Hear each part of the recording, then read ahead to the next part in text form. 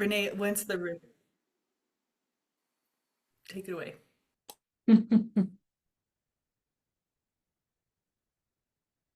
The Landmarks Board meeting is called to order, the October Landmarks Board meeting. Welcome to October 8th, 2025 Landmarks Board meeting. It's 6:01 p.m. Marcy, will you review the virtual meeting decorum? Yes.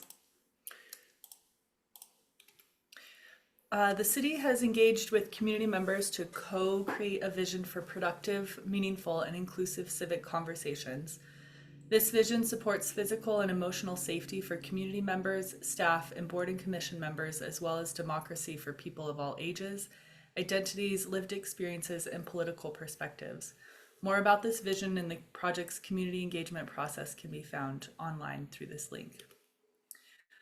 The following are examples of rules of decorum found in the Boulder Revised Code and other guidelines that support this vision. These will be upheld during this meeting. All remarks and testimonies shall be limited to matters related to city business.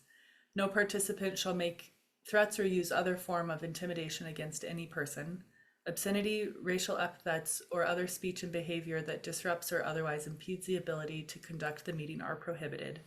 And participants may raise their hand to speak during open comment and public comment periods during hearings. Individuals must display their whole name before being allowed to speak online. Currently, only audio testimony is permitted online. So if you're joining online, just check that your name has both your first and last name. And then when it is time to speak, either during open comment or during the public hearing, you can find the raise hand function to indicate you'd like to speak under the reactions menu, or there are some shortcuts, Alt-Y on a PC, Option-Y on a Mac, or *9 if you're dialing in on a phone. Back to you, Renee.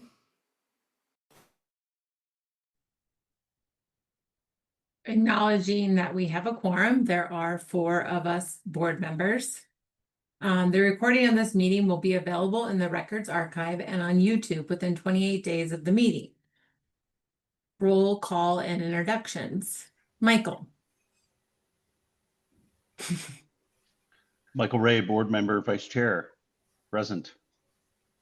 Chelsea. Hi, Chelsea Castellano, board member. John. John Decker, board member. And Renee Globick, board member. And We chair. know that people who are here to participate may have some strong emotions about this project. We want to hear from you and have found that it's more productive if you are speaking to persuade us rather than to berate us, staff, or the applicant. As with the regular Landmarks Board meetings, you may only speak at the appropriate time during the public hearing. Requests to speak outside of these times are denied. We request that members of the public who wish to speak let us know by raising their virtual hand. As board chair, I will call for a roll call vote on any motions that are made. Does anyone have any changes or alterations to the September 3rd minutes? I do not see any, and I move that we approve these minutes. Do we have a second? I'll second. Thank you, John.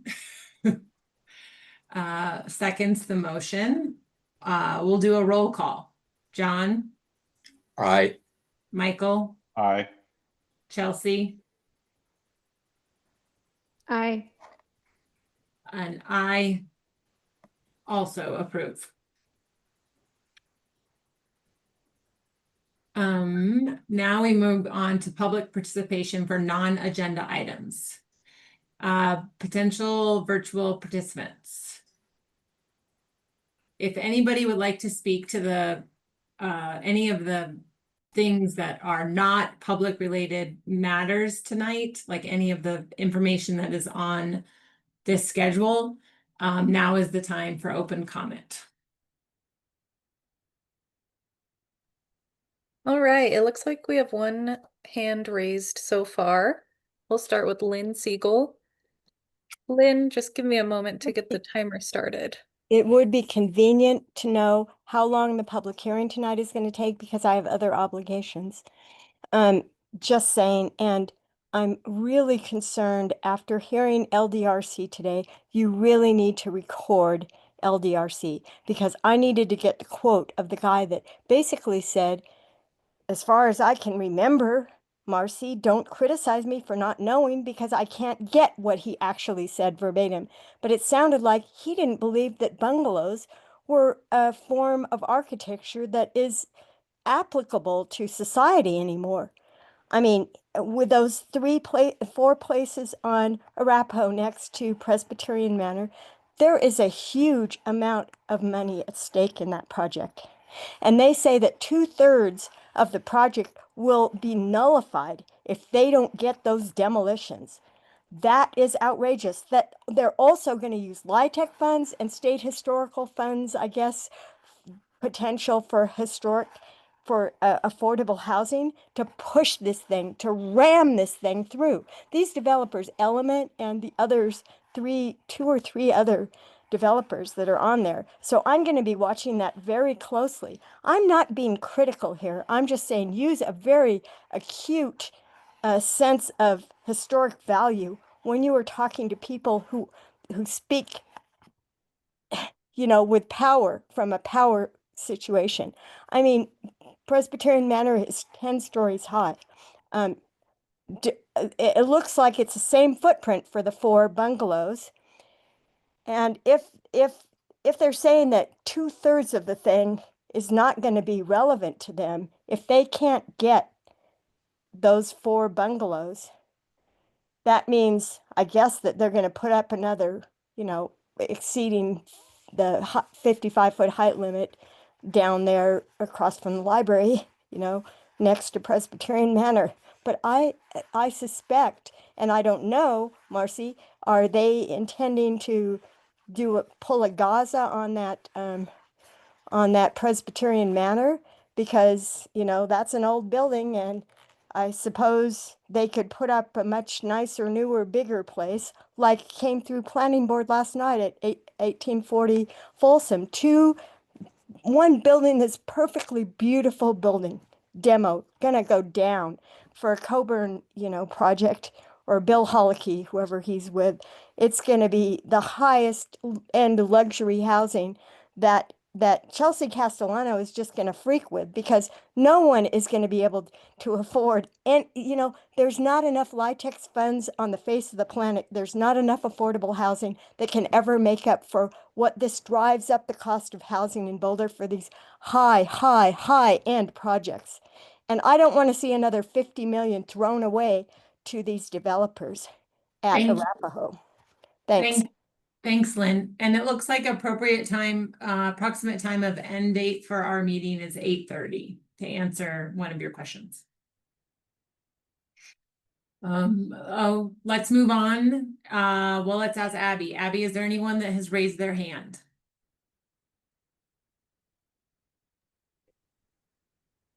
If anyone else would like to Aubrey. speak during open Aubrey.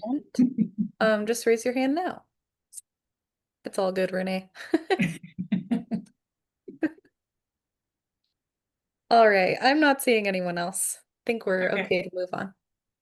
We can move on now to the first public hearing. This is a public hearing and consideration of an application to demo a house constructed in 1905 at 3120 6th Street. HIS 2025-00234, a non-landmark property older than 50 years, pursuant in section 91123 of the Boulder Revised Code, 1981, and under the proceedings prescribed by chapter 1 through 3, quasi-judicial hearings. Owner, Skylar Cook and Tensha Lee, the owners. I'll hand it over to Marcy for the staff presentation. All right, thank you, Renee, and good evening, Landmarks Board. And just a point on the agenda, there was a spot for discussion of pending applications, and I just wanted to acknowledge we don't have any pending stays of demolition right now. Okay, so moving on to 5A, We'll begin with the quasi-judicial hearing. So I'm Marcy Gerwing, Principal Historic Preservation Planner, and I affirm that I will tell the truth. I'll pause to allow the board members to note any ex parte contacts, with a reminder that the Landmarks board members who reviewed this application at the Landmarks Design Review Committee were John Decker and Michael Ray. So I'll pause here in case there are any other conversations, site visits, anything that isn't general knowledge or hasn't already been entered into the public record. Hearing none. Here's an overview of the process that we'll go through today. I'll start with a staff presentation. After that, the board may ask questions. Then the applicants will have 10 minutes to present to the board, followed by board questions. We'll then open the public hearing, and after the last member of the public has spoke, the applicant will have a chance to respond to anything that was said. The board will then deliberate, and a motion requires an affirmative vote of at least 3 members to pass. Motions will state findings, conclusions, and a recommendation, and a record of this hearing is available as a video recording, and the official record will be added to the record archive within 28 days, usually sooner.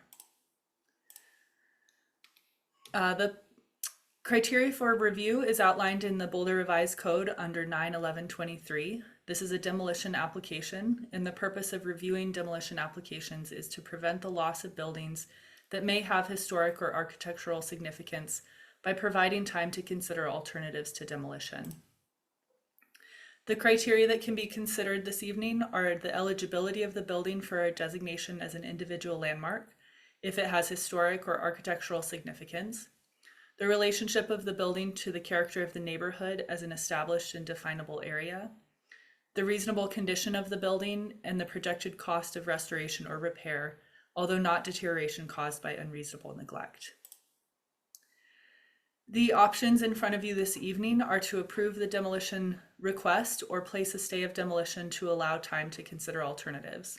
A stay would not exceed 180 days from the day the review fee was paid, and so it would expire on April 6, 2026.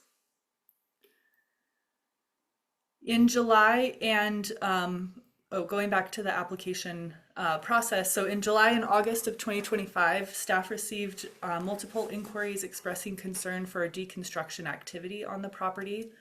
PNDS code compliance staff made a site visit in mid-August, and on August 19th, the department received an application to demolish the house. On August 27th, the Landmarks Design Review Committee referred the application to the full board, finding probable cause to believe the building may be potentially eligible for landmark designation. And on September 2nd, the applicant paid the Landmarks Board hearing fee. The property is located on the east side of 6th Street near the corner of Evergreen and on the corner of Evergreen in the Newlands neighborhood. The house is set on the west end of the lot, and when the house was constructed, the lot extended south and fronted on Evergreen Avenue rather than 6th Street. In 1954, the lot was subdivided and the orientation of the property changed to face west. And as a result, what was historically the side of the building is now the front of the building. The lot is bordered on the east by an alleyway, and the property is not within an identified potential historic district. The house was surveyed in 1995 and found to be significant as a representation of vernacular frame construction of the early 20th century. It is a 1.5-story frame structure with a gable roof and shed roof dormers on either side. The west elevation facing 6th features a main gable roof form with shed roof projections on either side. And the shed roof bay on the facade is also flanked by double hung windows with decorative wooden trim, one at the gable end and one at the lower level. The windows throughout the house are a combination of original wood double hung windows, newer wood windows, and metal windows. And the primary entrance is located on the projecting form on this south, which was originally an open porch that was enclosed after 1964. This is a photograph of the south elevation. The shed roof projection at the lower level was originally the front porch, and there's a shed roof dormer above, which is clad in wood shingles. Moving around to the rear of the house, this primary gable form is visible on the east elevation with the shed dormers on either side. This hipped roof portion was added in 1983 and extends across the rear elevation. And this addition includes a covered porch and deck with a wide staircase on the south and a curved portion on the north end. And then the side north elevation features a shed roof dormer, and the main level has 2 windows, including one with a diamond pane glass and decorative wood trim. This elevation is clad in horizontal drop lap siding, and this was likely an addition documented in 1923. Although the building is in its original location, the original design of the building has been altered through the enclosure of the front porch around 1964 and the change in orientation of the house and lot to Front 6th Street, which is west rather than Evergreen Avenue to the south, which happened following the subdivision of the lot in 1954. In 1957, the north elevation was modified to enlarge the dormer, and the east elevation addition and deck was added in 1983.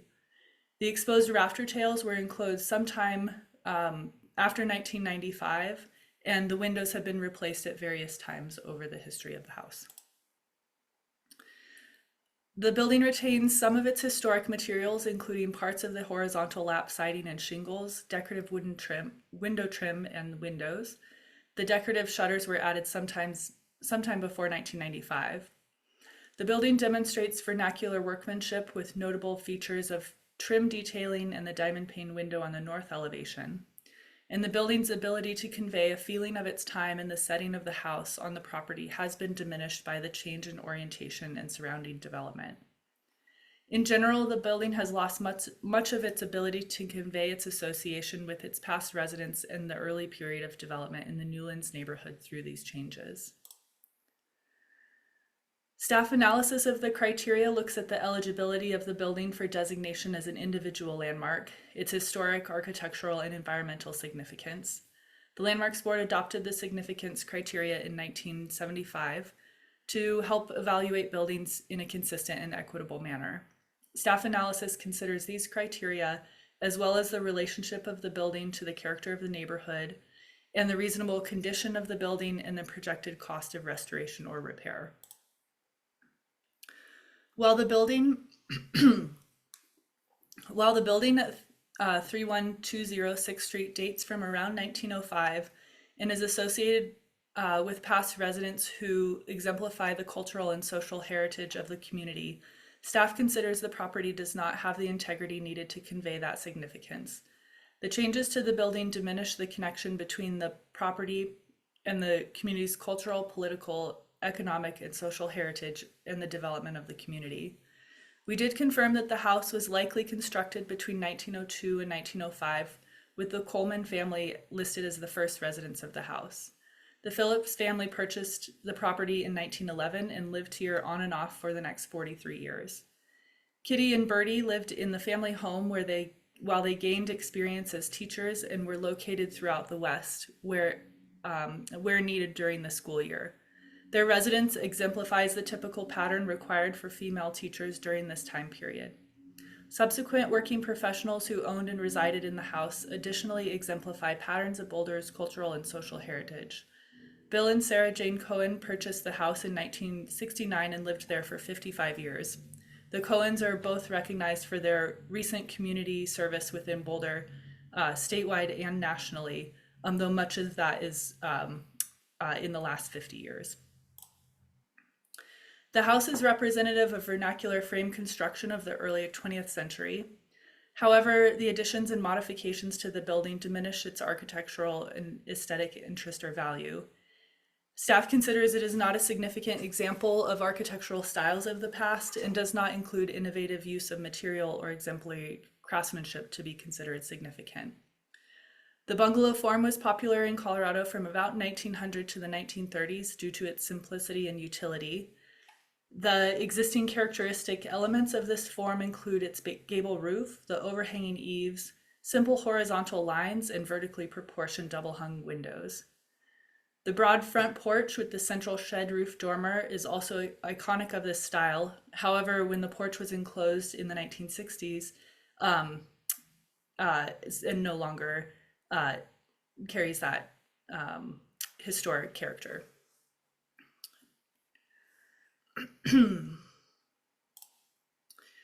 Staff considers that the property does not have environmental significance. The building does not represent a unique natural or man-made environment, and the property is not located within the boundaries of a potential historic district. Additionally, the reorientation of the front of the house, which historically faced Evergreen, with a deep setback, has diminished its connection to the neighborhood. In considering its relationship to the character of the neighborhood, the Newlands addition developed as a residential area beginning in 1900. It is one of very few houses remaining from the early period of development that ended as the Great Depression slowed development in Boulder. The second period of growth for the Newlands addition began as many ex-servicemen returned to Boulder for higher education opportunities. During this period of growth, the Phillips family subdivided the lot. And while the house was modified to allow for the smaller lot, this change is reflective of the development of the neighborhood. The neighborhood is currently undergoing a third phase of development with contemporary houses replacing some of the existing buildings, and the neighborhood is an eclectic mix of styles. Considering the condition of the building, the applicant provided a written narrative regarding its condition, and they are here to answer any questions that you may have. Staff considers that the current condition of the building is generally consistent with its 120-year age, and while repairs are necessary, staff doesn't consider the condition of the building to be unreasonable. The foundation was repaired at the southwest corner of the house in 2014 after an interior water leak, and at that time repairs were completed at the rear deck. The owners noted that the current roof is approximately 30 years old, but there were no records to confirm the age. The applicant also provided a written narrative regarding the projected cost of restoration and repair, and the cost estimate comes out to approximately $540 per square foot. Staff estimates that the current cost of construction for a rehabilitation project of this scope typically ranges between $500 and $750 a square foot. Staff findings are that the building is not eligible for designation as an individual landmark, as alterations to the building have diminished its architectural integrity and ability to convey its significance. The property's setting has changed significantly through the subdivision of the property and reorientation of the front of the house, and the historic character of the neighborhood has diminished over time, and the property is not located in an identified potential historic district. The loss of this building would not constitute a significant impact on Boulder's historic resources. So with that, staff's recommended motion is to approve the application to demolish the building based on the criteria set forth in 9/11/23 of the Boulder Revised Code. That's the end of the staff presentation, and I welcome any questions board members may have. And then as a reminder of the next step in the process, after board questions, we'll turn it over to the applicant for their presentation, then open up the hearing for public comment, followed by an applicant response and board deliberation. And with that, does the board have any questions for staff?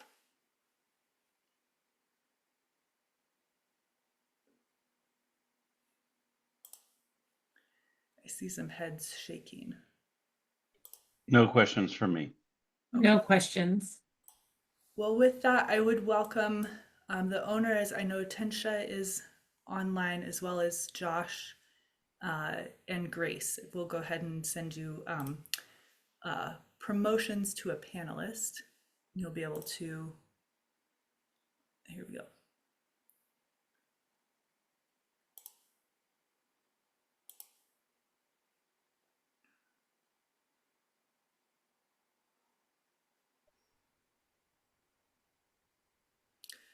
And I'll take the time as folks are getting on, as at the beginning of the meeting, we covered the public comment kind of guidelines. So if you're planning to speak, please double check how your name shows up. You need to display both your first and last name. And if you have trouble, just I think you can send Aubrey a chat to help you change your name. Otherwise, I see Tensha and Josh. Okay, great. Tensha, I also see that Dan with Engineer Pipeline Snowflakes, is he part of your team planning to speak during your applicant presentation or no? No, he's not part of our team, but I believe he would like to speak during public comment. Okay, great. I was not sure if he was an engineer. So, okay, with that, I will mute and maybe hand it back to Renee for you to hand it off.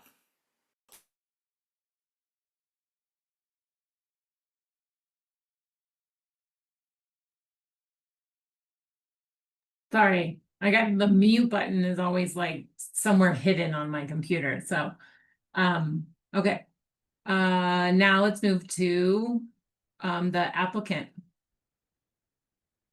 I don't think there's anything I have to say, Marcy, right? No, just welcome, Tensha. You've Oh, got okay. 10 minutes. Welcome, and you have 10 minutes. It's very hard on Zoom. I certainly won't be using up all of that time.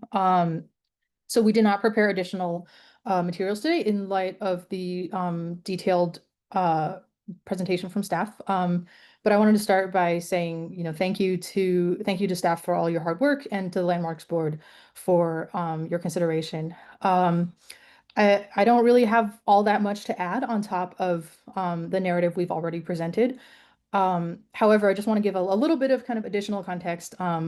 We bought this property hoping to build our dream home here. We're, you know, a young family, and we're not developers. We're not trying to like flip the house. And we, you know, also we really didn't believe, we knew it was an old house, but we really didn't believe at the time we bought it that it was you know, kind of historical landmark type of resource, or that demolishing it would really be a big loss to the neighborhood in terms of the historical heritage and character. And in fact, we love the historical character of Boulder, and we would never have wanted to tear down a house that was important to that historical character.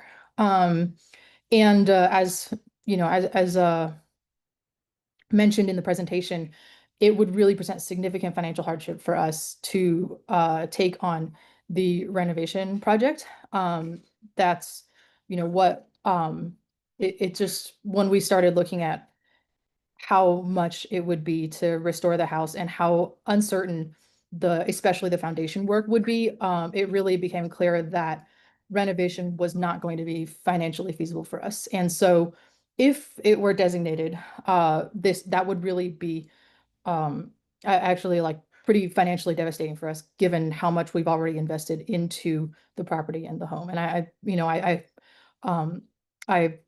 hope that the sort of level of cost will also be taken into consideration in this decision. I think that's all I had. Thank you all again for being here. I don't know, Josh, do you have anything that you'd like to add as well?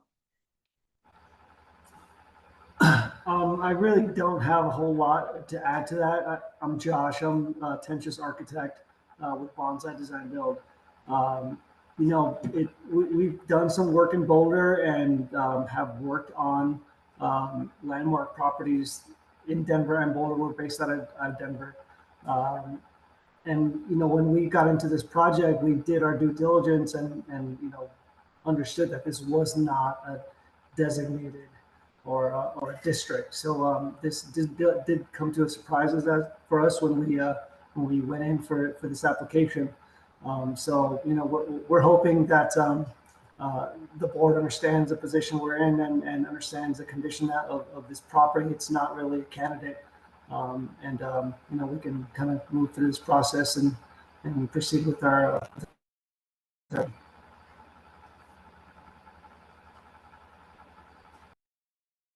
Right. I think that's all we have. We're ready to hand it over to the next stage.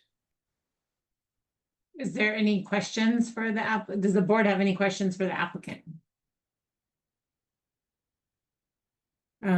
Okay, so let's move that. I hear none. We'll go ahead and move to the public comment.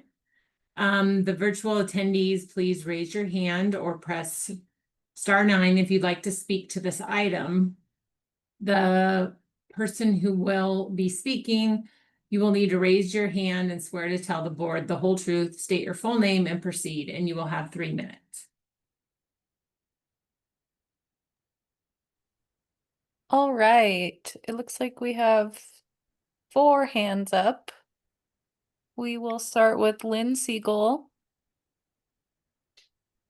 Yeah, let's start with Lynn. Am I waiting for you to swear me in? Lynn, you just go ahead and tell us you're gonna swear to tell the board the whole truth, state your full name and proceed. I swear to tell the truth as best I know it. And then your full name. Lynn Siegel. Thank you.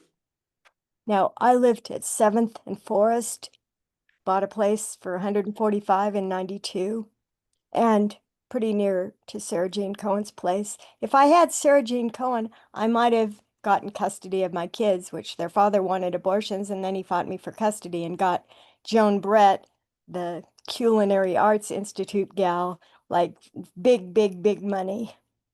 So I lost custody of my own kids. And he's an electrical engineer and I'm an ultrasound technologist. I had more than enough money to raise them, but instead I had to pay him child support.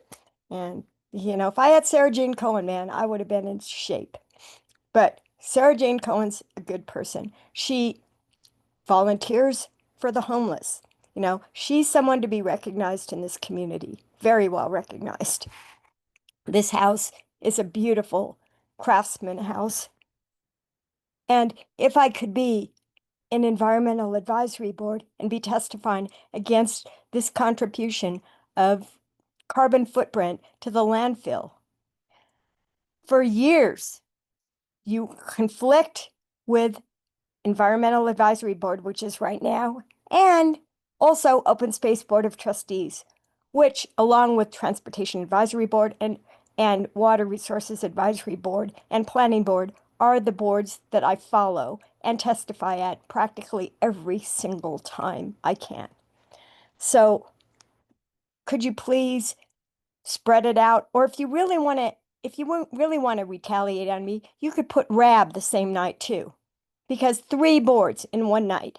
Can't you at least make it 2, you know, or recommend that one of your people is asking for that? Because this is an environmental issue, and to have the environmental issue just shoved off by Marcy on this house is really not okay when I want EAB to weigh in on these houses like this. Now, I don't know the exact, you know, prices that they had for their estimates because that's not easily available to me, but I think that there could be 3 or 4 estimates that could be more reasonable if they think the estimate's too high. This is a beautiful house. It's in a great place. And you know what's going to happen? Like the rest of Newlands, they're going to put up, you know, a $5 or $10 million modern, you know, obscenity, which is what's the name for them basically. Even if they're not modern, they'll be like on Juniper at 1015 Juniper, which is just an ugly, ugly house. So please, just do not demo this place. Thank you, Lynn. Aubrey, the next person, our next public comment. All right, next we have someone who's calling in on an iPhone. I'm going to allow you to talk and then I will rename you. Just let me know what your name is. Hello. Can you hear me? Yes. Yes. Hi. Yeah, sorry, my name should have been on there, but this is Irina Butsky. Could you spell your first name? Sorry. Yeah, it's Iryna. Iryn as in noble. Okay. Yes. And then Yeah. what was your last name? Butsky. It's Butsky. Thank you so much. All right, I get that changed and then we will swear you in and I'll get your timer started. Okay.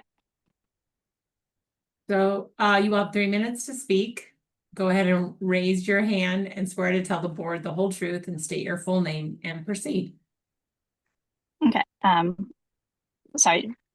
So my name is Irina Bitsky. I swear to tell the truth and nothing but the truth, as far as I know it. So I live, just a few houses down. I live on 7th and Evergreen.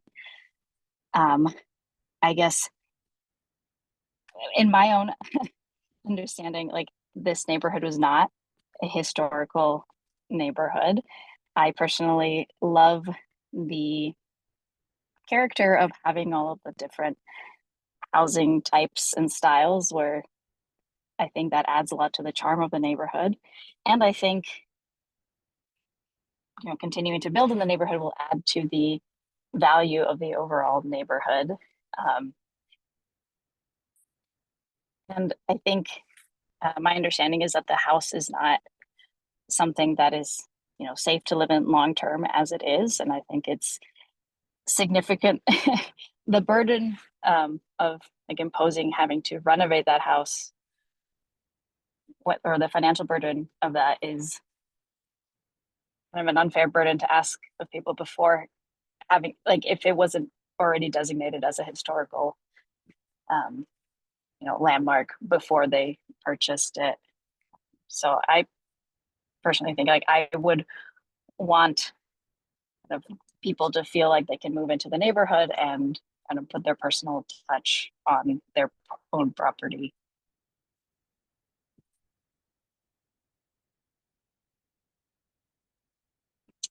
But yeah, I think that's all I have to add. Well, thank you.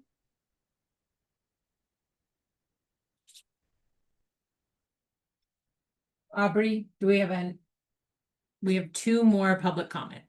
We actually have 3 more now. Oh. So I will get them situated. Next we have Dan Sotolongo. Dan, you should be able to unmute. And Dan, please state your full name and swear to tell the truth to the board. Sure. Yeah, my name is Daniel Sotolongo, and I swear to tell the whole truth to the board. Great, thanks. So yeah, I don't really have that much to say. I guess by way of context, I've known Skylar's Tench's partner, by the way, for, I don't know, 15 years, something like that. And I myself am fairly new to the Boulder community. I've been here for about a couple of years. But it's kind of part of our shared dream to come to Boulder and join the community. And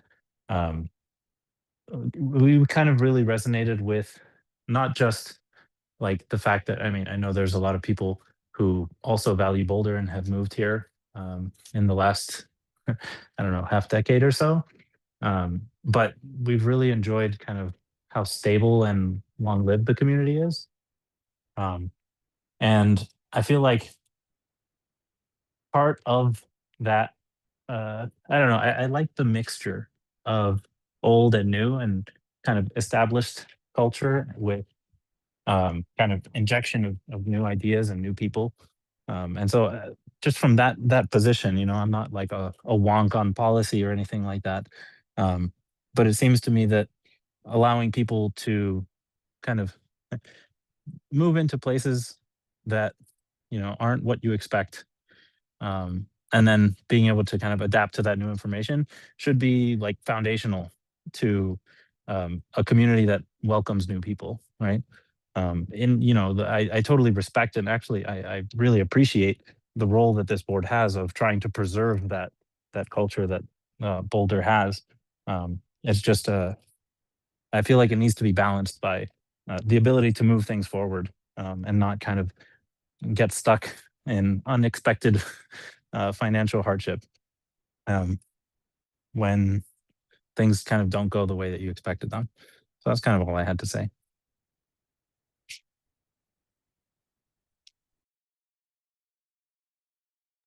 All right, thanks, Dan. Thanks, Dan.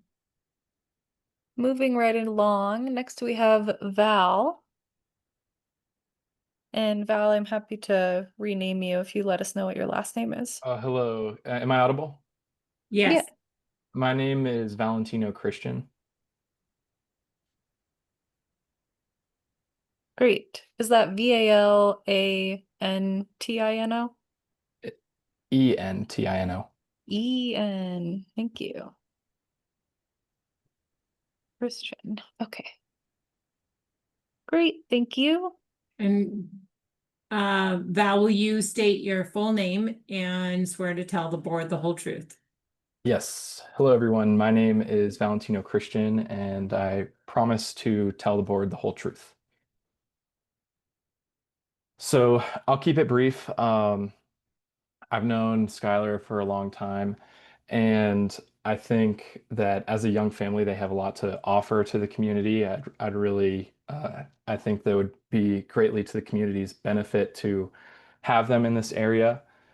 And I also live in the Mapleton Hill neighborhood. I've been over around all the neighborhoods surrounding North Boulder Park a lot, and I appreciate the character of all of them, but I do notice a stark contrast between the neighborhoods that are north of Mapleton Hill, like the one that we're discussing now, and the Mapleton Hill neighborhood, for instance, which is a marked historic district,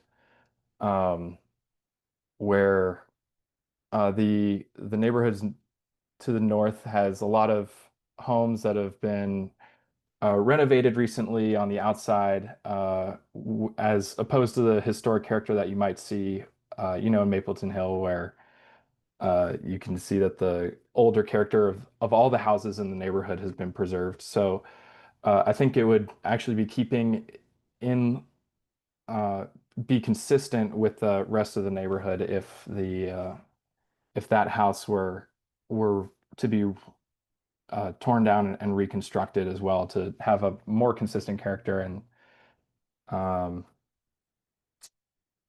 and that burden would have to fall on someone who moves into that house in order for it to be safe to live in long term regardless. And that's all I have to say. Thank you. Thank you. Thanks, Val. All right, next we have Jonathan Bennett. Jonathan, you should be good to unmute. And Great. Jonathan, state your full name and swear to tell the truth to the board. Jonathan Bennett, and I swear to tell the truth to the board and pretty much everybody else too. Thank you. So I'm a long-term Boulder resident, and I have a lot of history in Newlands as well as the Silver Lake neighborhood immediately north of Juniper. I have been involved in the building and construction of several homes in Newlands, and I have owned several homes in Newlands, all of which technically would fall under some level of historic significance. And none of the homes that I had to demolish in order to make the improvements were deemed to be historically reached a bar level of historic significance that would have precluded demolition. And I would say this is an example of a house that also does not reach the threshold of not allowing demolition. I've heard, I'm glad a lot of people went before me, so I don't have to, address some of these issues like the financial surprises and so on and so forth.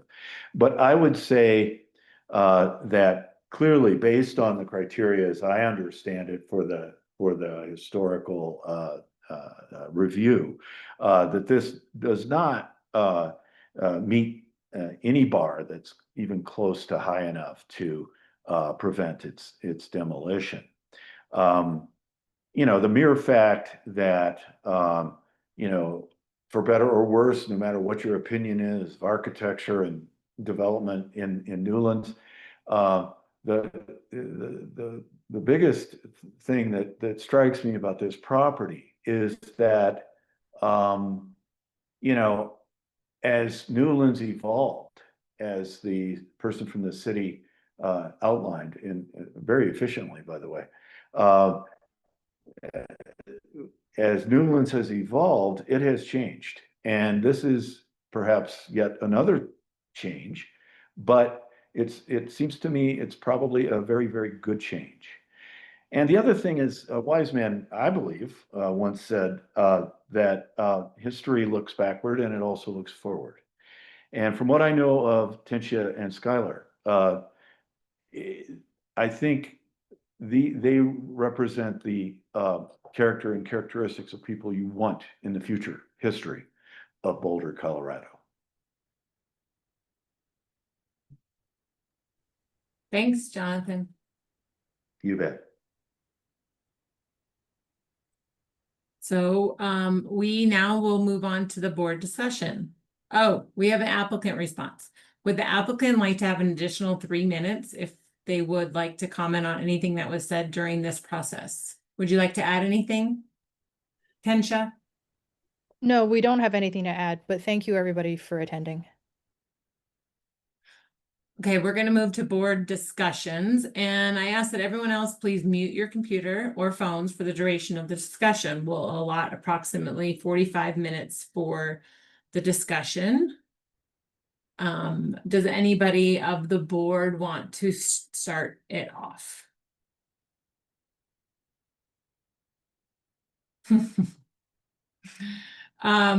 I will say a little bit about it. I love how staff puts together these presentations for us to review and to look into these homes in Boulder. And I know that the client has a responsibility to, once we go to LDRC and then you come into the full board, I know there's quite a bit of more information that you need to provide. But that does allow us time to, review these homes and not necessarily, there are those gems in Boulder that are not in the historic district. So, and something like this is a little, the house, because its orientation is now been changed because there's a house in front of the existing front elevation. So, I find this to be a unique situation. But I'd like to, just the fact that I know that the board has to put together, that the staff has to put together all this information. I appreciate it. I love to learn about these homes. We now have it on record. And for the client, they get to go, we get to dive a little bit deeper. So even though it might be something, a little bit of hardship, I think that this is great. I will be supporting staff's recommendation on allowing the demolition to continue. John? I somehow knew that was coming. I could probably talk about this for about an hour if it was an open discussion, but I saw Chelsea shake her head. Unfortunately, we're limited to what it is we're supposed to be reviewing, which is, first of all, to make a determination about the potential for preserving this building because it meets a whole set of criteria, which we've had clearly stated and which we try to clearly apply. And also, if it's outside of any, I guess, broader definition, such as being in a historic district or in some other kind of urban design designated location, the only thing we can do is to review the building right in front of us in the terms that are provided by our enabling code. That being said, I have to support staff's recommendation because I do not think this building shows significance sufficient in any of the categories to preserve. And at the same time, I don't feel like putting a stay of demolition on it would serve any real purpose at this point because of the thoroughness of staff's review of the project and the attendant history, which I really found interesting and enjoyed reading. That being said, I think I do have to say this.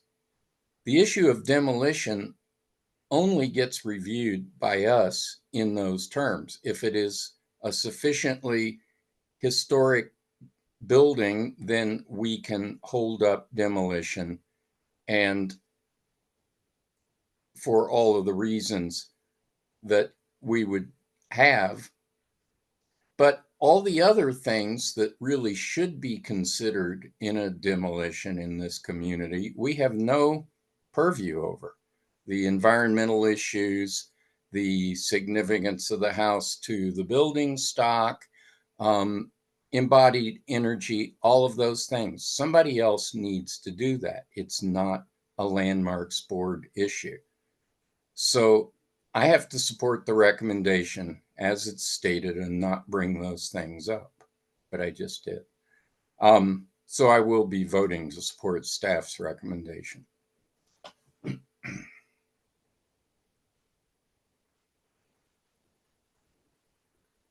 Chelsea?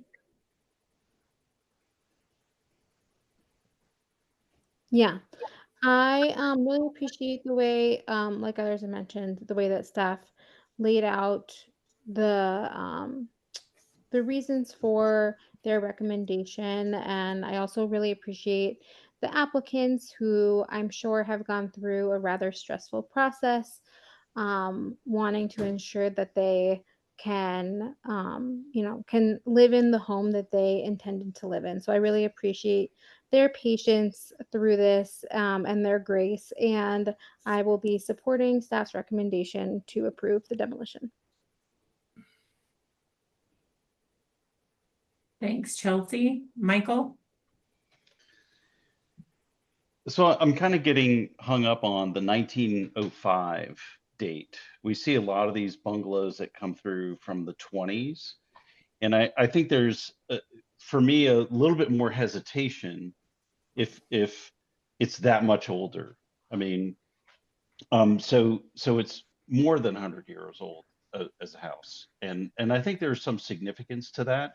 I would agree that, Renee, your comment about the reorientation of the front door with respect to a new, the subdivision of the property to the south, really does change not only the site characteristics, but the architectural characteristics. I mean, it changes the facade, if you will, from evergreen to six.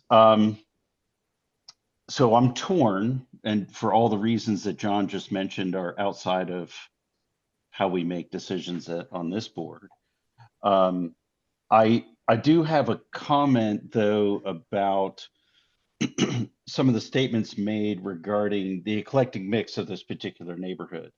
And I guess I would just say another one bites the dust if this gets demolished, right? I mean, at what point is there a change in that eclecticism when all the houses end up being these sort of SketchUp modernist, single tilt, contemporary house that could be anywhere in Denver. I mean, Boulder starts to lose its architectural characteristics outside of the designated historic districts. And that's just sort of a word of warning, right? I mean, again, it's not our purview per se to be the style arbiters of how communities, particularly longstanding communities, are changed over time. They're reflective of their current ownership, but again, it to say that there is a an appreciation of having the mix, and then to just go ahead and get rid of what makes the diversity of architecture work in these communities, tilt more in the direction of sameness, is a little disappointing and kind of sad. I don't think that when I see $500 a square foot, I see that as unreasonable as a cost for construction. I suspect that new construction will be at least that.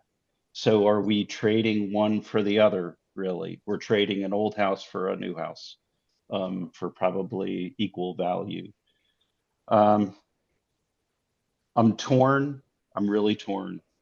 But based on the criteria, supporting staff's recommendation is probably the direction that I'd go in. John, I think you're right to say that a stay is, what point does that, I mean, if there was an opportunity for the owners to sort of embrace the eclecticism of the neighborhood and reconsider demolition, I didn't kind of hear that in their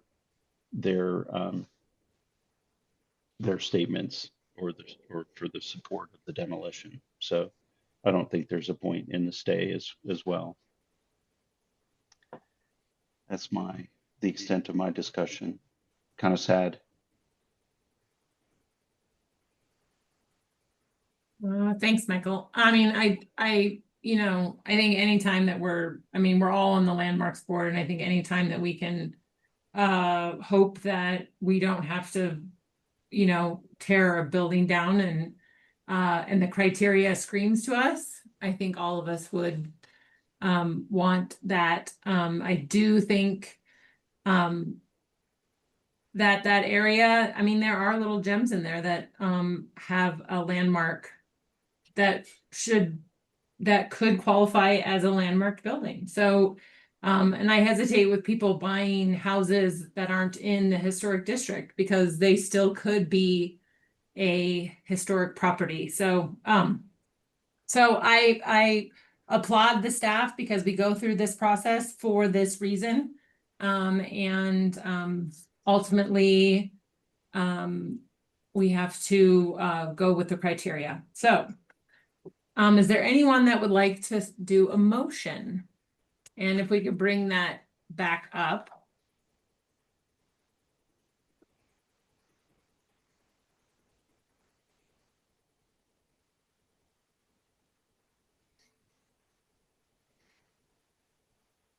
And Chelsea, would you do the honors of making a motion? Oh, sure. I move the Landmarks Board approve the application to demolish the building at 3126th Street and adopt as findings the staff memorandum finding that the building does not meet the criteria set forth in section 9-11-23 F BRC 1981. Do I have a second? I second it. Now let me find. Thank you, Chelsea. And let's do a roll call vote. John? Aye. Michael? Aye. Chelsea? Aye. The motion passes. Oh, and Renee chose aye. The motion passes 4-4 unanimously. The next steps. Sorry, the paper document that I printed versus what Aubrey Wood printed is a little different. So I have to do with what I have. To end each case, we'll ask Marcy to explain the next steps. Sorry, Renee, would you mind just restating the result of the vote? Okay, the motion passes unanimously 4-4. 4-0. 4-0. Oh, there you go. Thank you. Okay, great. Thank you. That why you were questioning me. All right. And thank you, Renee, for doing the hard job of chairing a board. So the next step with the Landmarks Board approval is that We will approve the demolition case. That approval is valid for 1 year, so it's valid until October 8th of 2026. And that's the amount of time you'll have to submit for your building permit, or sorry, for your deconstruction permit. If the deconstruction permit is not obtained by next October, then a new historic preservation application is required. So that concludes the hearing, and thank you so much for your time. And let's move on to matters. All right. Letter to the council we're going to discuss first.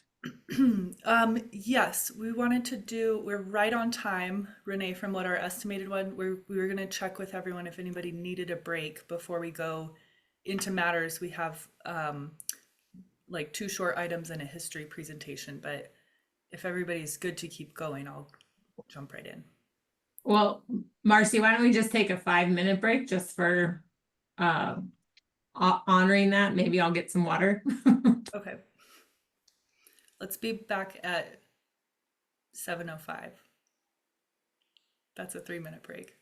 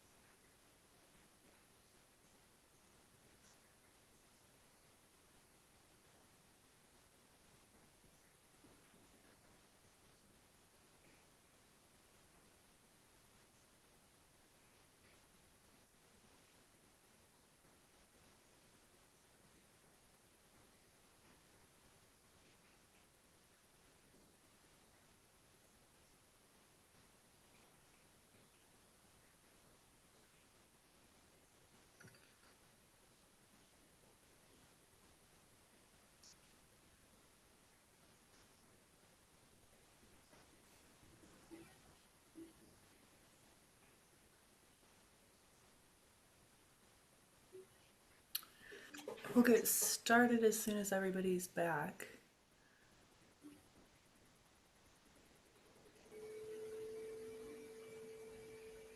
There we go. Awesome. Okay. So, yes, we've got 3 items under matters this evening. One is discussion related to a potential letter to council. The second one is a recap of the Pass Forward conference that Michael attended in Milwaukee. And then Claire has a history presentation related to the Second Baptist Church. And so we've estimated about 20 to 30 minutes for this first conversation, about 10 to 15 for Michael's recap, and 30 minutes for Claire's presentation. So I emailed you all earlier this week, letting you know that council is inviting input from boards and commissions this year, related specifically to their one-year council priorities, and they will consider these letters as part of their retreat in January. So the letter is optional. So I was hoping today you all might just talk about whether you want to write a letter or not, and then how you might go about doing that. A couple changes this year is that the board and commission subcommittee created a template to use, and that was attached to the email, and the letter should be 2 pages or less. It will inform their retreat discussion in mid-January, where they'll set their one-year council priority projects. And so they're asking specifically for recommendations for council priority projects. So in the past, sometimes it's like a state of historic preservation or climate initiatives or water resources. What they're looking for this year is more specific recommendations. Is there any project that you would recommend they prioritize in 2026? The projects are expected to be completed in 12 months or less and should align with the citywide strategic plan and existing department plans for each board and commission, like our historic preservation plan. And the deadline for a letter is Friday, December 19th. So that would leave 2 regular board meetings, the November and December ones, for you all to discuss a letter. Or in the past, you've done like working groups separate from the Landmarks board meetings. So because the deadline always comes up really fast, I wanted to bring this up as soon as we heard about it. So I would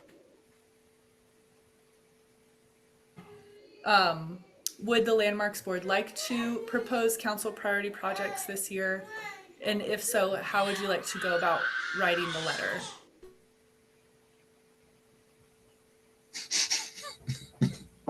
It's bedtime. So I think that I think we should write a letter.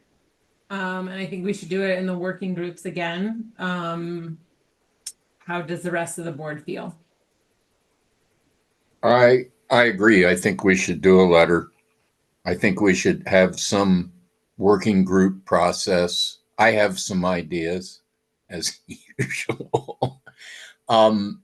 And I think it would be valuable for us to write a letter that very, very solidly links with the comprehensive plan update and the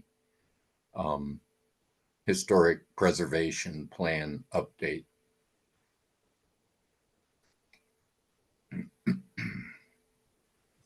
I agree. Yeah, I think it would be good to write a letter as well. I do wonder what folks are thinking in terms, I guess this, if we've all agree that we're writing a letter, maybe we can spend a few minutes talking about what we would agree on. I am curious about council's, like I would love to hear council's vision for landmarking in the future for historic preservation as we look to update our strategic plan and have guidance from them about the types of things that they're interested in us considering. And I think that would be helpful. I guess it's less of us telling them and more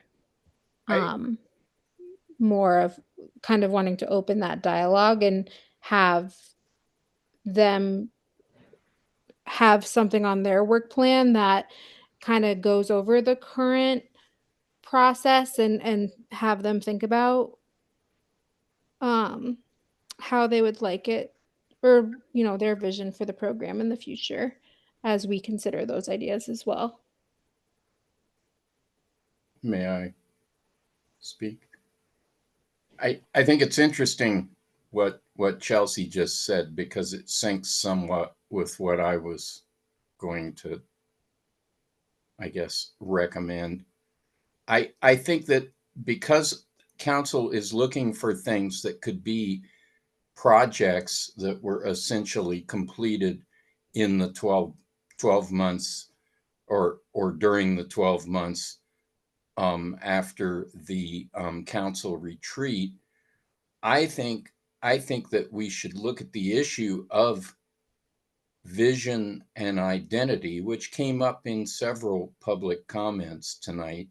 And I think that what we should encourage council to do is to stage some kind of a process that garners the public's desires and intentions towards an understanding, I guess, of what Boulder's identity should be considered, or how to consider Boulder's identity, and a kind of vision for how the citizenry wants to go forward with these ideas.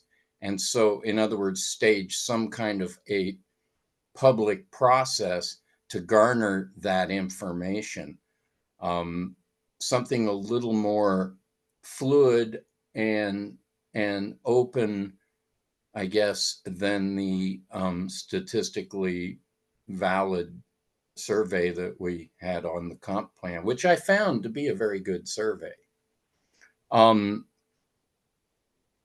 So I like the idea of bringing community identity and vision into this somehow, and how historic preservation fits into that. We need to know where we stand in this community.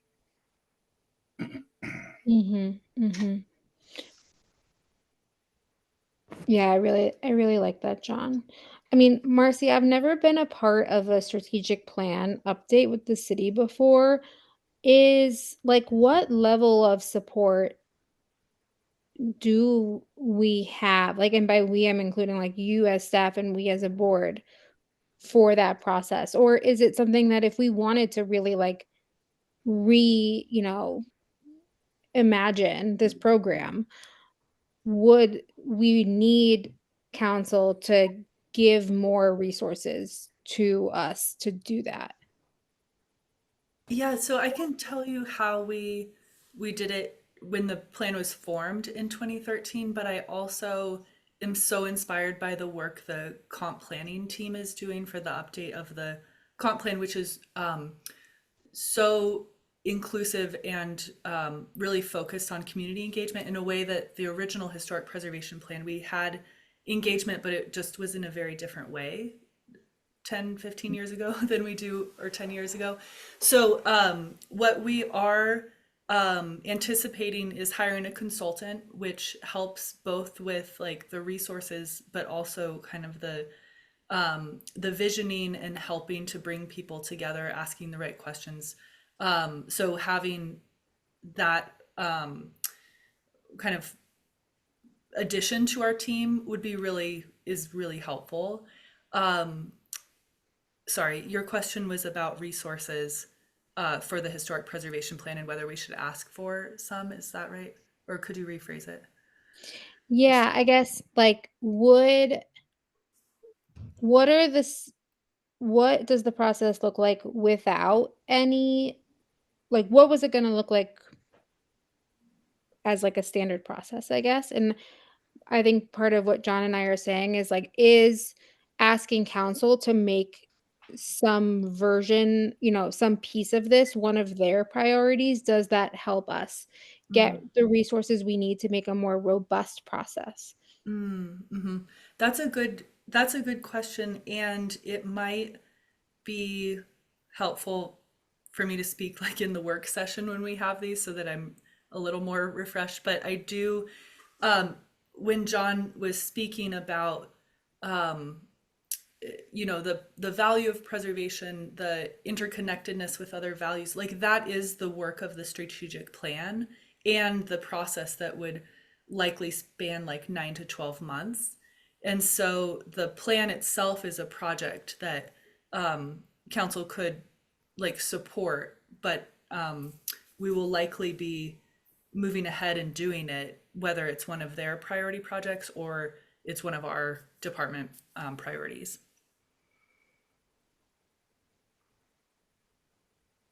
So does like community engagement do you feel like without it being a council priority, we have enough resources to do the level of community engagement that would make it more of the inclusive process that you're seeing with the comp plan? I think we do, because we have a really amazing community and engagement team and staff that we work with. And so we would lean on them. And I've also seen consultants do amazing community engagement, really creative, innovative preservation engagement events that that I would want to budget into our scope. But again, I feel like we could do the project and scope it within our kind of regular work plan. I think I'd want to, but it is a big project. It's the biggest historic preservation project potentially in, you know, in a decade. So having council's support and all of that is, there's probably a lot of benefit to that. Without taking a position, I do want to think about, I wasn't quite prepared to jump into it, as you can tell this evening. No, you're good. I mean, yeah, I don't think we were either. We're just brainstorming. I forgot what I was gonna say. Oh, when is that supposed to start? 2026.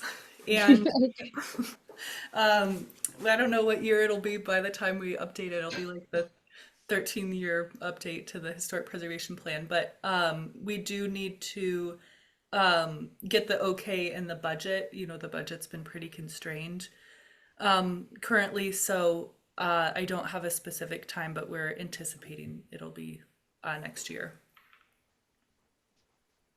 Okay. So it sounds like, and this was meant to be like the start of the conversation, it sounds like there's unanimous support for wanting to write a letter and doing a workshop like we did last time was valuable. So Aubrey, if we could ask you to send out a doodle poll, would you all prefer a virtual meeting or do you want to try and get together in person?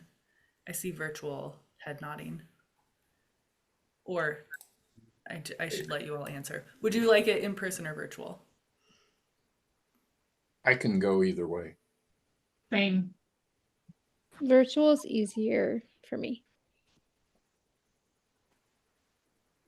Hybrid. What's that? Hybrid, yes. Hybrid. There you go. Hybrid. Okay. So yeah, Aubrey, if you wouldn't mind putting a doodle poll for maybe a hybrid meeting between now and the next meeting. We'll see if we can get some time between now and I think November 5th. But it might have to be longer depending on availability. And then what support would you all like from staff? We're happy to attend. We're happy to brainstorm. We're happy to just leave you be and let you run with it, whatever you'd like. I would be inclined to want staff there myself. We can do that. Excellent. Okay. Well, that was what I had hoped to start the conversation with, but I would say you're welcome to keep brainstorming if you if you'd like to now, or we can hold that for the work session that will happen hopefully in the next couple of weeks.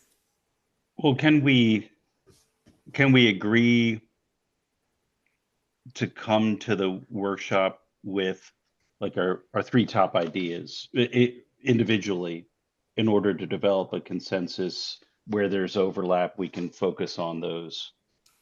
You know what I mean? Like I guess I'm trying to find or find a way to maybe consolidate the effort of the workshop to really focus on language and the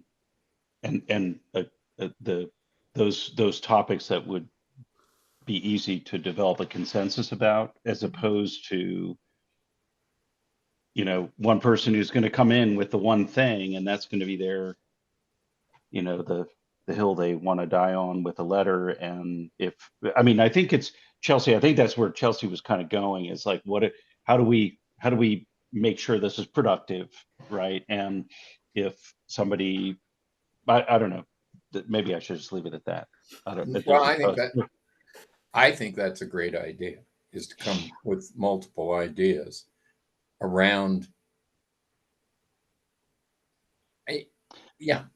With the intent to consolidate, maybe with as no opposed constraint, but consolidated or consolidatable within the constraints of the 12-month time frame, and as to whether it benefits the planning processes, etc. Okay. Yeah. Great. Okay, so I like the kind of pre-work to think about potential projects, or to come to the meeting ready to propose 1 to 3 projects, and the guardrails in the email from the city clerk's office is that these should be projects. They should be completed within 12 months or less, because then council will be checking in on the progress at the retreat in 2027. And they should align with the citywide strategic plan and the preservation plan. So that's all in an email that I sent earlier this week. And then look for an email from Aubrey with a doodle poll to get something together in the next couple weeks.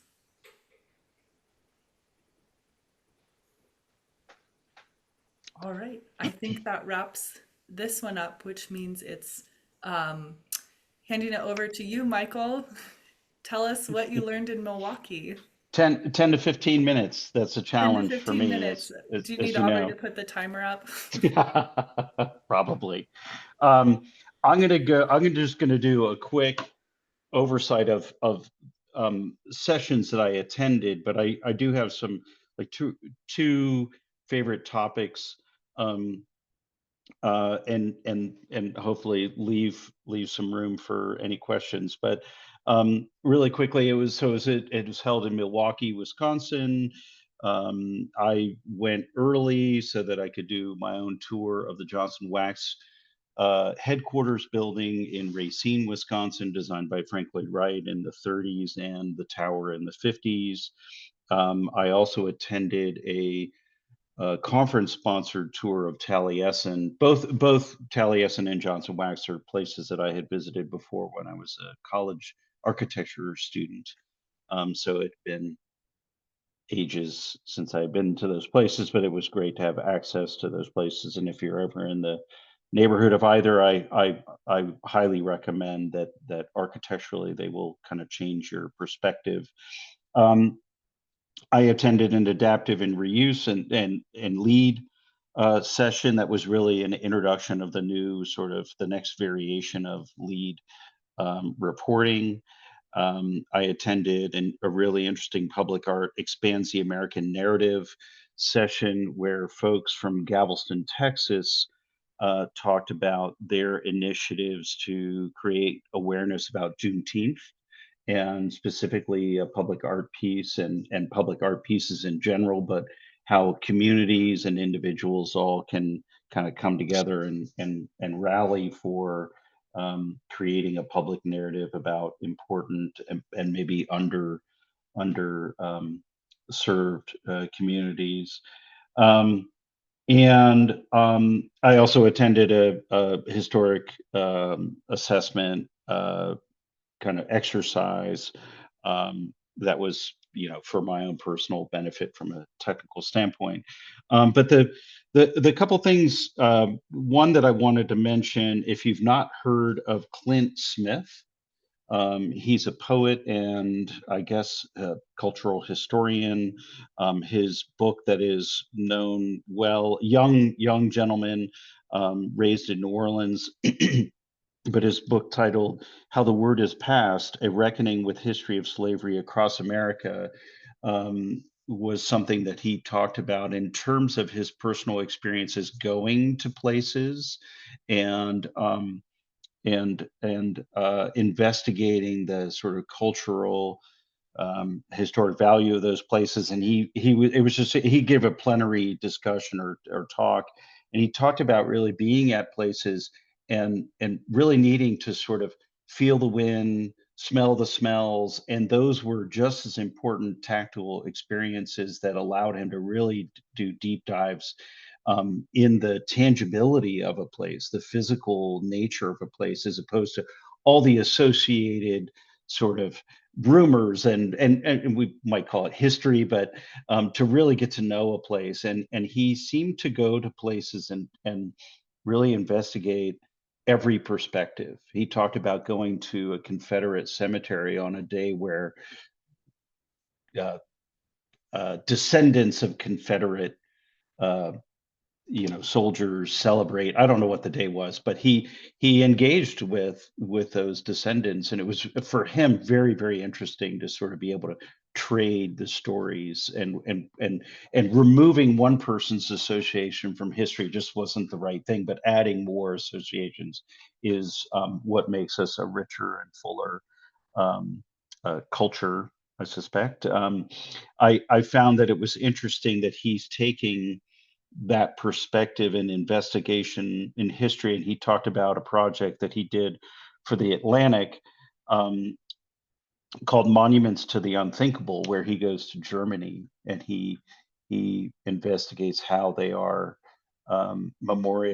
continuing to memorialize the Holocaust, and how those stories are you're never done telling those stories. And I thought that was really impactful, that we never get to a point where we're like, we exhale and we're like, okay, we're done. We're finished with this ugly past. It's just continuing to sort of evolve the understanding and the complexity of those stories.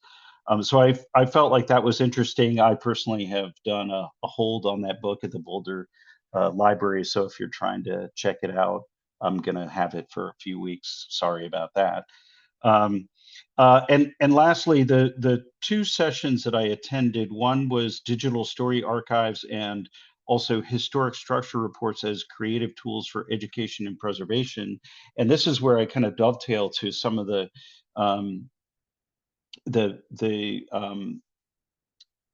benefits of where Claire is taking us and these sort of history reports, if you will. I don't know, Claire is probably a better way for me to characterize what you're sharing with us about deep dives into history. But something that I'm very, very interested personally as a result of these is the use of GIS technologies to create story mapping that can be accessed publicly. I just was hypnotized by how powerful that can be, and easy it is, really. I mean, we say GIS and we talk about geospatial surveys, and I'm like, I don't know what any of that is, but these two sessions really created like an access to how to expand involvement, engagement in communities through these story mapping exercises. And I think the sky is the limit, honestly, with how sophisticated or simple they can be, but really provide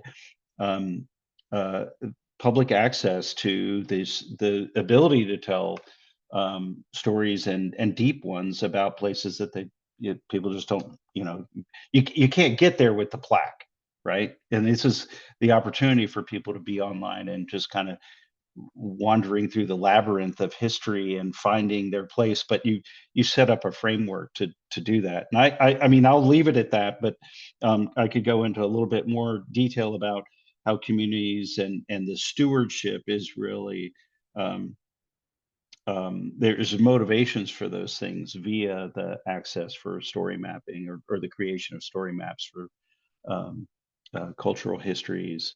Um, I'll stop there, but there's an open end to I think the opportunities there, and I got the sense that it's really, and this is before I embarked on doing one myself, but that it's not that hard to do. And certainly people who have been doing it, it's like a flip of a switch, but to sort of engage others in enriching those story mapping tools it spoke to me, and it spoke to me in the sense that what Claire is doing could easily sort of find its way into those kinds of devices that I think would be really amazing for the city and its residents and visitors and the introduce Boulder to the world via story mapping. But I'll stop there, and if anybody had any questions, I'm happy to answer them. But I will say, and I know Marcy, you were sort of asking me to speak about sort of hot topics. I mean, certainly the hottest topic is the lack of funding and the funding that's getting kind of flushed down the toilet away from preservation and cultural resource efforts. That's on everybody's mind. There were no sessions about it, but it was palpable for sure. Well, thank you so much, Michael. It sounds like such a wonderful um, conference, and the Johnson Wax building is like way up there on my bucket list of buildings to see. And the story map that Claire and Kate from Comms put together for the Civic Area Historic District, when we stopped counting, had like 1,800 views on it, which for preservation in Boulder is just the most that's the most. And I think it also shows that people were coming back to it too, because there is so much and it's interactive and you could really see it. And I was on a vacation for fun a couple weeks ago in Spokane, Washington, and it was interesting to like travel somewhere I hadn't been as a tourist who's interested in historic preservation, and like what was I looking for to find out about their historic neighborhoods and about their history, and coming back and being like, oh, we should put something on our website for visitors, because yeah, like there's so much information. And I really appreciate that, and hearing all about those sessions. And I'll get in line behind you for that hold at the library.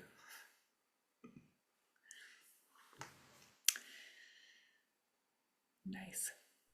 Okay, well, that could be a good transition. This is the second part in Claire's presentations, where she's looking at a part of Boulder's history that has either not been documented much in the past, or the story seems incomplete. And so looking to help tell a more complete history of Boulder, but also just starting the process of collectively learning more about our community's history. So take it away, Claire. And Thank you. I'm going to turn my camera off and eat some dinner.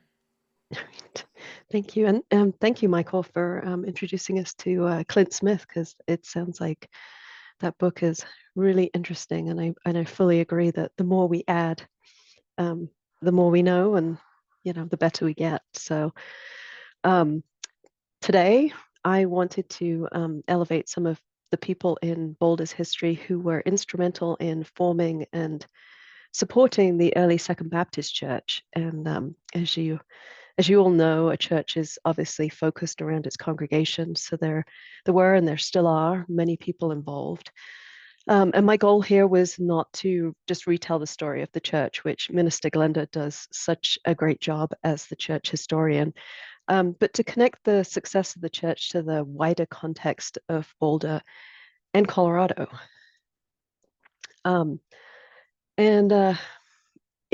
To historically excluded communities, churches were a place for social gatherings, celebrations, solace, comfort away from the influence or the control of people outside of the community.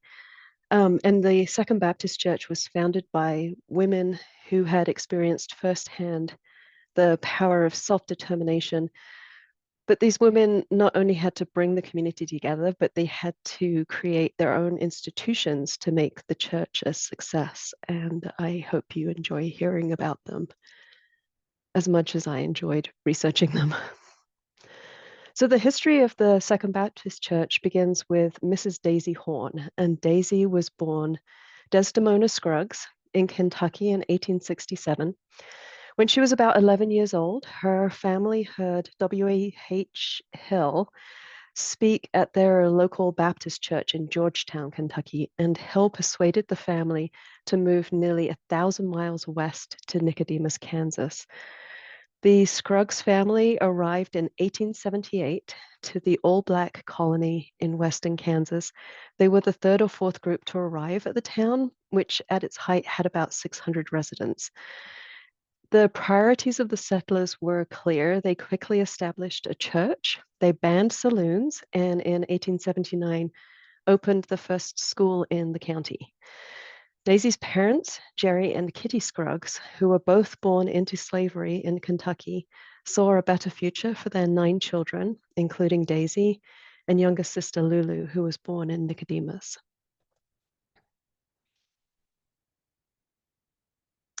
We don't currently know much about Daisy's early life, but according to the 1880 census, when she was 13, she could not write, but she could read. She attended school in Nicodemus and learned to write do, and she was likely very skilled at both by 1892 when she moved to Boulder, as she bought and sold multiple properties over her lifetime. Daisy married Richard Townsend on May 8th, 1894 at the African Methodist Church in Boulder, which at the time that was the only Black church in town. Richard was the porter at the Boulder Club. And when he fell ill, Daisy sent for her younger sister Lulu to come to Boulder from Nicodemus to help her with their children, Ethel, who was 5, and Lillian Marie, who was 3. Richard sadly died of tuberculosis in 1900. He was 32 years old. Daisy began organizing the Second Baptist Church that very same year. Both sisters became involved in organizing the early church, most likely to provide the support network the young grieving family needed. Lulu stayed to help her sister and nieces, and she soon married Frank Lingham and settled in Boulder. In 1903, Daisy remarried Robert Horn. Although they stayed in Boulder, Daisy and Lulu both kept their strong ties to Nicodemus and their family in Kansas. Grace, who was Lulu's daughter, remembered traveling to Kansas to spend summers with the extended Scruggs family, and this is the church she may have remembered.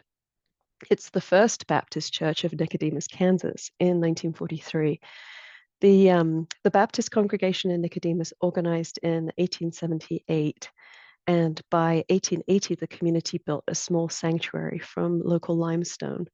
And as a 13-year-old, Daisy likely remembered the event from her childhood, as her family was closely involved in the church.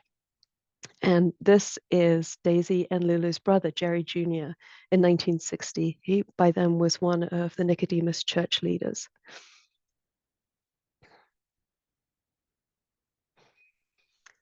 Nicodemus is the longest lasting Black colony in America, and families still live there today, but it's also a National Historic Site and an important example of the self-determination of the Black community. Daisy and Lulu grew up surrounded by people who worked together to provide what their family and their community needed. And when they saw that their community in Boulder needed something, they made it happen. Their purpose created the early Second Baptist Church and gave the community a way to control its own destiny. But the community was very small. Census records give us a snapshot in time every 10 years and show that historically there were very few Black community members in the city of Boulder. The 1910 census counted 166 Black residents, which is seen as the historic height of the community. While this is an estimate and a single point in time, The data shows that the Black population typically hovers between 1 and 2% of the total population, and the line on this graph represents 1% of the total population of Boulder. Also, there was already a Black church in Boulder, the Allen Chapel of the African Methodist Episcopal Church. So with around 150 potential congregates split over 2 places of worship, how did Daisy and Lulu pull together and hold together the congregation in their early years? And maybe the bigger question is, how did they afford to buy the first building that was used as their place of worship? Because under Daisy's leadership, the Second Baptist Church ordained its first minister, Reverend Goodwin, on December 30th, 1907. And only 9 months later, the church trustees purchased a building as their first gathering place. Lulu Lingham was the secretary, and Robert Horn, Daisy's husband, was the president of the church trustees. And the church was here, where Mike's camera is today at the corner of 24th and Pearl Streets. At the time, the charter members and early congregation lived throughout the town. Daisy and Robert Horn lived at the northern edge of Boulder, a block from Daisy's sister Lulu and husband Frank Lingham. Fred and Lula Gibson did not own their own property, but they lived about here at that time. And William and Sylvia Willis rented a house here. An early congregant, Jenny Johnson, lived here where the Penfield Tate Municipal Building sits today. Mary and George Reeves lived on Goss Street, and Thomas Rucker, a widower, and his family were their neighbors. When the Second Baptist Church formed, the Black community spanned the full extent of Boulder. Black families owned and rented property at Boulder's northern edge on North Street, throughout the Whittier neighborhood, and at the outskirts of Mapleton Hill and Highland Lawn, with the Allen Chapel of the AME Church at the center. But rather than fracturing the community, the addition of the Second Baptist Church allowed the community to increase their support network. The 2 congregations shared musical and social events, and even family members. This photograph is of Mary Reeves with her husband George Reeves on the left and their daughter Alice Cleora sitting between them. The photograph was made around the time the family moved to Boulder, and Mary became one of the charter members of the Second Baptist Church. George and Mary were not related to Daisy and Lulu, but Mary and her family were instrumental in the success of the church. And they had a similar background of seeing self-determination in action. Mary was born Mary Jane Morrison in Howard County, Missouri, around 1880. Mary's grandparents had been born into slavery. Her mother, Alice, was widowed at a young age with 3 children older than 16 and 5 younger ones. She moved her younger children to Boulder so they could attend Boulder's elementary schools, the state prep school, and the University of Colorado. Their lives will fill a separate presentation because they were a talented family that has influenced Boulder and even Colorado today. But today we're going to focus on 2 siblings, including Mary, who was one of the eldest who stayed behind in Missouri and married George Reeves in August 1900. George's father was a preacher in Howard County, Missouri, so it makes sense that George and Mary searched out a church community as soon as they moved to Boulder in 1903. But we don't know why Mary was drawn to the Second Baptist Church rather than the Allen Chapel, where her brother Lee and his family attended. Mary's time was filled. In addition to supporting the new church and managing her own household, Mary worked as a cook. George found work as a laborer and then as a bootblack in a shoeshine parlor. But his real calling was in music. Both he and Mary and the extended Morrison family were incredibly musically talented. George became well known for the George Reeves Orchestra. But as his brother-in-law, George Morrison, a world-famous musician, he may have heard of, and sometimes member of the George Reeves Orchestra, would say, color was an absolute barrier to a career in symphony orchestra. High academic achievements or talent or hard work of Black individuals could not change the employment opportunities that were available to Black individuals in Boulder. A report in the University of Colorado Law Review in 1999 found what is most striking is the talent that left Boulder because of the lack of opportunity.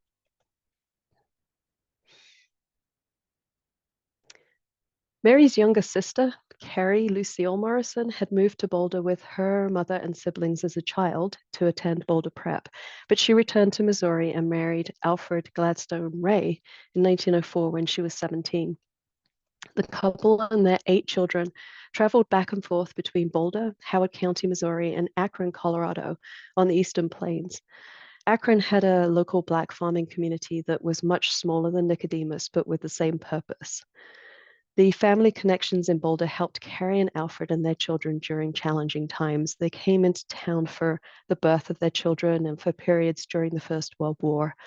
And by 1925, the Ray family moved permanently to Boulder and bought a house near Carrie's sister Mary and their mother Alice on Goss Street. Carrie soon identified a need in the Black community and turned her home into an employment agency.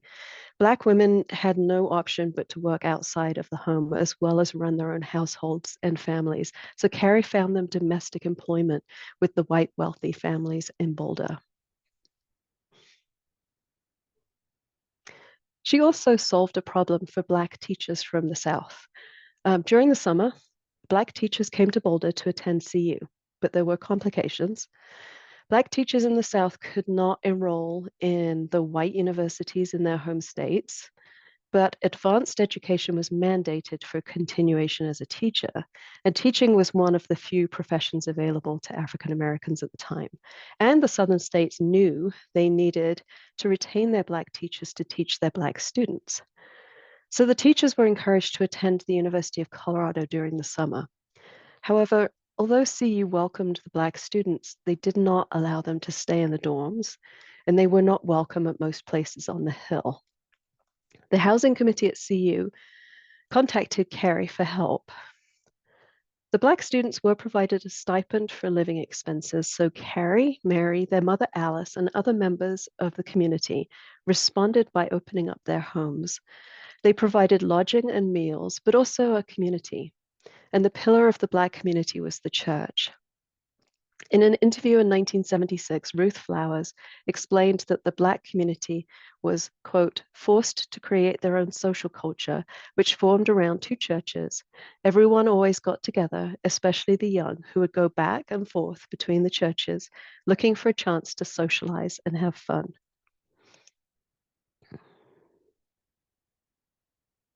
And the 2 churches were the Allen Chapel of the AME Church at the northwest corner of 18th and Pearl, and the Second Baptist Church located on the eastern edge of Boulder at the northeast corner of 24th and Pearl.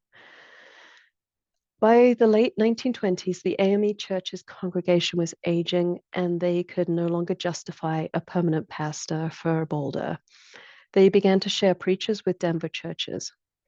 However, the congregation of the Second Baptist Church grew, and even with the expansion of the first building, the church space proved to be too small, especially during the summer months with the influx of Black students. So in 1934, at the height of the Great Depression, the Second Baptist Church trustees sold the old church building and purchased the property at the corner of Water Street, now Canyon Boulevard, and 19th Street. The trustees were Howard Ackers, Carrie and Mary's cousin, Alfred Ray, Carrie's husband, and Alfred and Carrie's son, Lawrence Ray.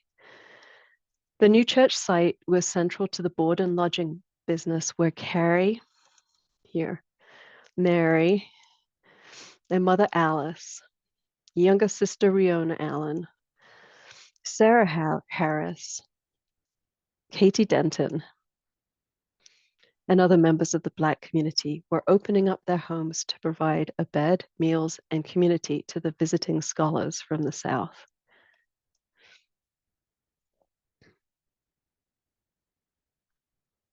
The congregants used a house on the new site as their place of worship because construction didn't begin on the new church building until more than a decade later, after the end of the Second World War. Construction had been held up by a shortage of materials and workers as more and more of Boulder's men were drafted. The war ended on September 2nd, 1945, and construction began that same month, with excavations completed by October. The Daily Camera estimated that more than half of the labor was by the church members, but it's probably an underestimation. The camera also noticed the pastor himself became an expert at pouring concrete, and the men of the church got together in the evenings and worked at night. The women of the congregation cooked meals and provided home support while their husbands worked on the construction project. The first service at the new Second Baptist Church was held on June 9th, 1946.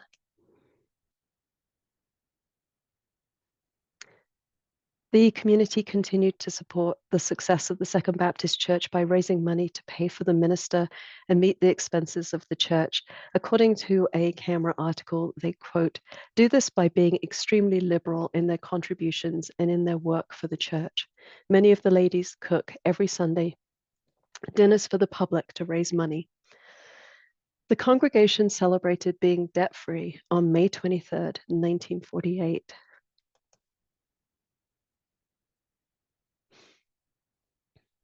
According to a park ranger at the Nicodemus Historic Site, the success of Nicodemus is attributed to close-knit family members that work together to make things happen. Many were related by blood, but they were all related by circumstance, and it's that sense of family that helped Nicodemus survive. The survival of the Second Baptist Church through those early years can also be attributed to community members, some of whom were related, that worked together to make things happen, but also the self-determination that the founders and congregants learned from their parents and others around them.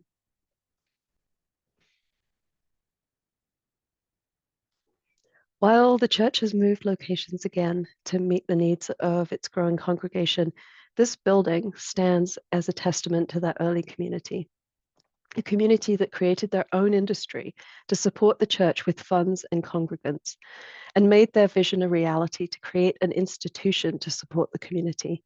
And it was through the perseverance and hard work of Boulder's Black residents that the Second Baptist Church not only survived, but thrived. And I really appreciate being able to honor that commitment to community today. That's the end of this presentation. Does anyone have any questions?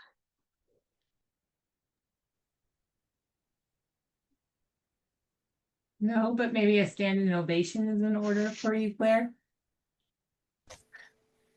I have to agree with that. This is incredible work. Thank you. What can you tell us about the image with this mural? I mean, this mural is spellbinding. Not part of your presentation, I don't think, but what? Yeah, once the Second Baptist sold the church, they in the I think 1991, they sold it to the September School. That's right. Yes, the September School, and they used it as an events or like an art performance center. And then when September School closed in this location, it became condos, and that's what it currently is today. But they've kept the mural.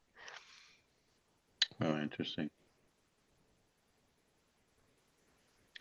That was the first time I had heard of Nicodemus, Kansas, and that part of the story is unbelievable. Field trip. Yeah, let's go.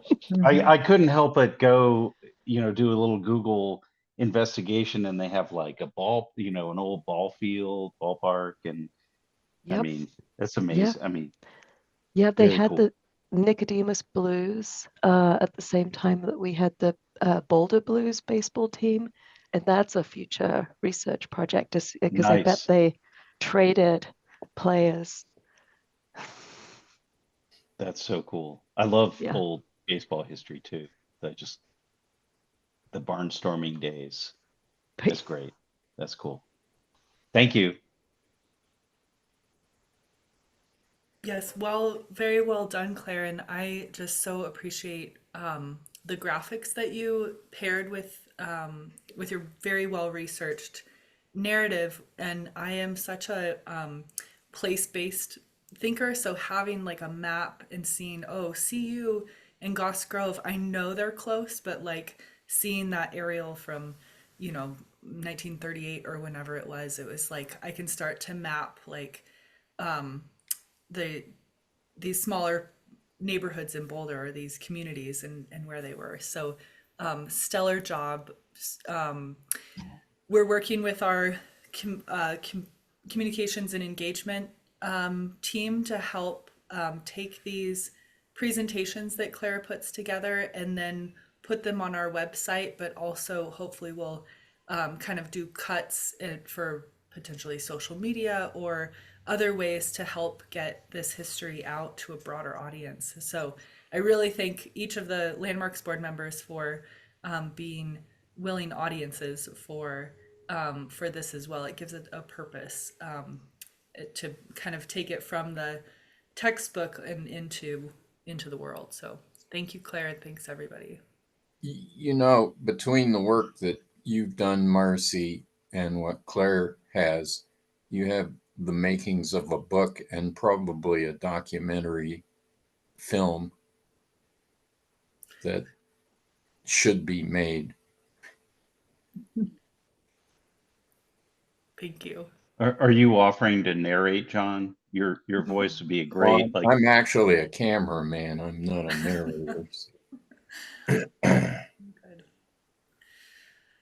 Unfortunately, I'm not a director.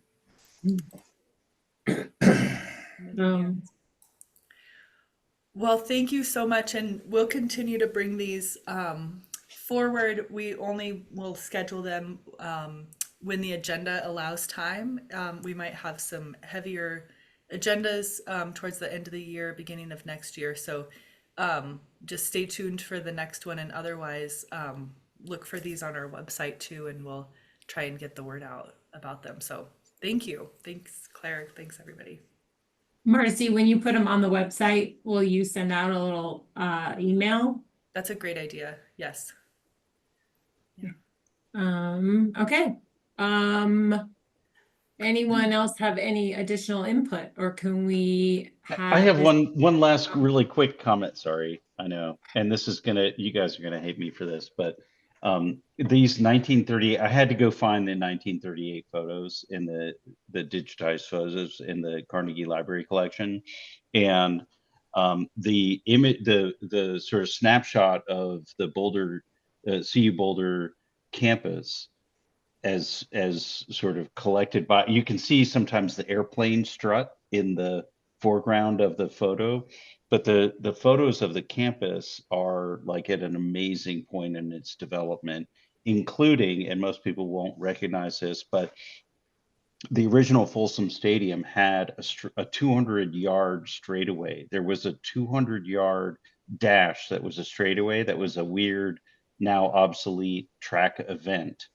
But there is an amazing, and there's a vestige of it with a parking lot now, but of the same photograph, Claire, that you showed, of this amazing earthwork just above Boulder Creek to support this 200-yard straightaway. It's the weirdest thing, but I'll leave it at, I mean, I'm going down a really weird path with that. But I was wondering what it was, like a layer cake, but I didn't have the context of a straightaway. That's incredible.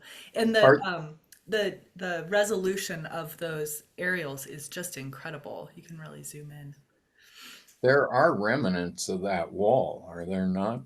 It's where the coaches park their vehicles. That's what I thought. And it kind of terminates at the Arboretum when you go up the hill there. Kind of a. It was all fabricated for a weird track event that no longer exists. Yeah. Fabulous. Well, I think the final thing is a calendar check. So our next regular meeting is November 5th, and it is back in council chambers, a hybrid meeting, and that's our calendar check. And then Aubrey will send out a doodle poll for a work session about the council priority project. Sounds good. Michael, will you send an email of the picture around of what you're looking at? And then let's do meeting adjourned at 8:02 p.m. Thank you, everyone. Half an And hour you, before we thought I it was would just be. gonna Nice say. job. Thank Thank you. you. Thank you, guys. Bye. Good night. Night.